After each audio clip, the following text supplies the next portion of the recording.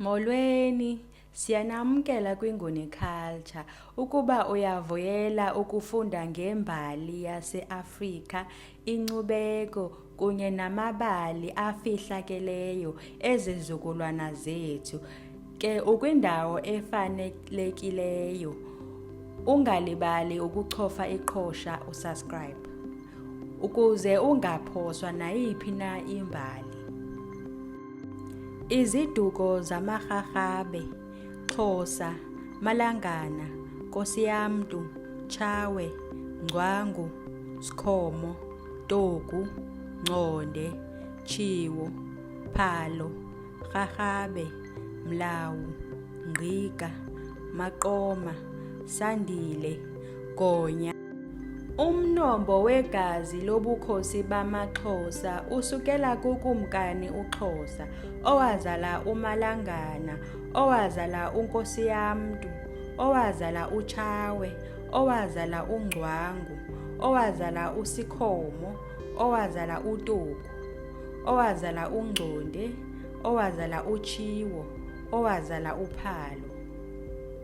Ngenxa yokuba uKumkani uPhalo wayesele ekhuphe ilobola komnye umtshakazi wendlu yasebukhosini bamaMpondo kunye nomnye wabaThembu, abo bafazi wayebajongile bafika ngosuku olunye beze kwimitshato yabo. Kwabanjalo ke amaXhosa alawula zizindlu zasebukhosini ezimbini. Ndiza kucacisa ke ngoku ukuba le ndlu yakwaRharhabe yade yabizwa njani ngokuba yindlu yasekunene.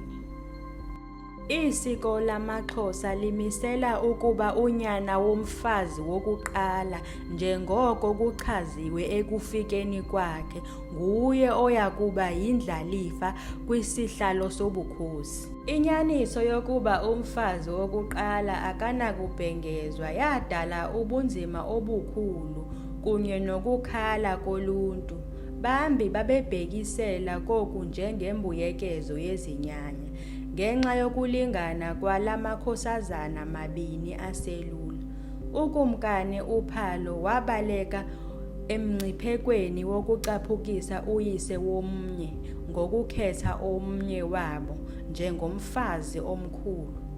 Indoda esele ikhulile elumkileyo egama linguMajeke yanika isisombululo kule ngxaki, yathi yintoni na enkulu kunentloko yenkosi, kwaye yintoni na enamandla kunesandla sayo sokunene.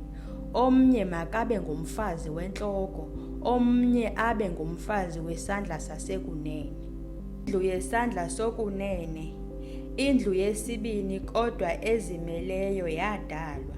Inkosazana yamaMpondo yakhethwa njengomfazi omkhulu, yaze inkosazana yabaThembu yaba ngumfazi wesandla sokunene.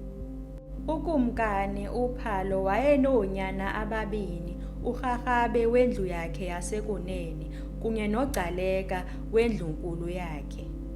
uRharhabe wayemdala ngokuchasene noGcaleka.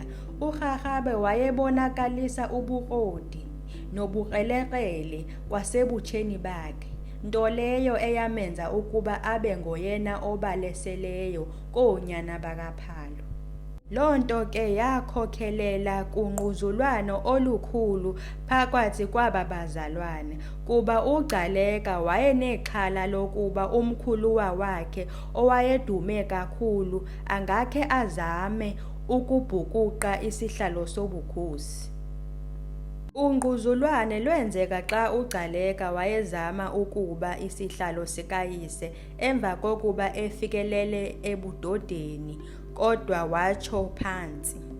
uRharhabe, owathi wancedisana noyise ekulweni neenjongo zomninawa wakhe kwisihlalo sobukhosi, wagqiba kwelokuba ayishiye indawo enkulu kaPhalo neqela labalandeli bakhe, wawelela umlambo iKayi, waya kuhlala kwilali ekufutshane neStutterheim yanamhlanje.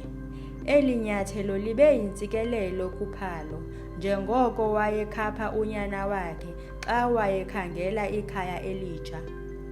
Rharhabe wadibana namaKhoekhoe ekufikeni kwakhe kwezi ndawo zintsha kwaye waxoxisana nokumkanikazi uHoho igosa labo ngokuthengisa indawo ephakathi komlambo iKeiskamma kunye neBuffalo.